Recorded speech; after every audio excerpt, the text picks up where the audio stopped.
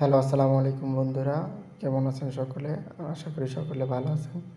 এখন আছি বিমানবন্দর রেলওয়ে স্টেশনের সামনে। দেখেন ভীষণ থেকে কিন্তু ঈদের প্লে কার্টুন দেওয়া হয়েছে ঈদ উপলক্ষে। মানুষ সবাই বাড়ি যাবে, এই জন্য ঈদের শুভেচ্ছা জানিয়েছে ভীষণ। তো আমিও বাড়ি যাব, এই কারণে ঢাকা বিমানবন্দর রেলওয়ে স্টেশনের সামনে দাঁড়িয়ে আছি ট্রেনের অপেক্ষায় এবং কি টিকিটের অপেক্ষায়। অনলাইনে টিকিট পাওয়া যাচ্ছে না, তাই অফলাইনে লোকাল ট্রেনের টিকিট কাটব। চলুন আপনাদের ঘুরে ঘুরে দেখাই যে রেলওয়ে স্টেশনের বাইরে যে অনেক জাঁকজমক একটা জায়গা থাকে সেগুলা দেখায়। খাবার দাবারের ব্যবস্থা থাকে। মানুষ যদি ধরেন যে এখন তো সিয়ারির সময়, তো সিয়ারির খাবার খাওয়ার জন্য কি করবে মানুষ? তো রেল স্টেশনের বাইরে কিন্তু অনেক খাবার আছে, যেমন ধরেন যে ডিম খিচুড়ি, তারপর পরোটা, এসব খেয়ে কিন্তু সিয়ারি আর কি মোটামুটি হয়ে যায়।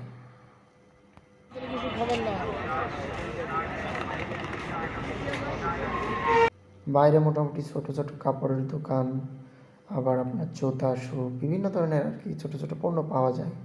মানুষ এখান থেকে ক্রয় করবে আর কি এর জন্য।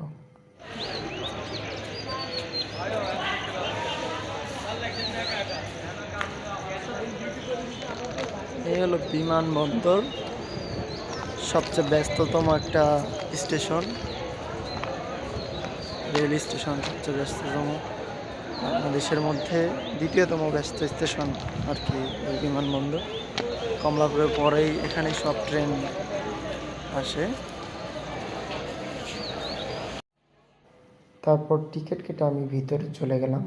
খুবই সকালে ট্রেন, তো এখনও আকাশ পরিষ্কার হয়নি মোটামুটি, এখনও আকাশ অন্ধকার আছে। ট্রেন আসবে একটু পর, তো ট্রেনের জন্য অপেক্ষা করতেছি। স্টেশনটা অনেক বড়, বাট লাইন দুইটা। তো এখানে আসলে সমস্যা একটু, লাইন যদি একটু বাড়ানো যেত তাহলে ভালো হতো। তো এত বড় স্টেশনের জন্য যদি লাইন একটা বা দুইটা থাকে, এজন্য যাত্রীদের একটু ভোগান্তি পোহাতে হয়, মানে লম্বা একটা লাইন হয়।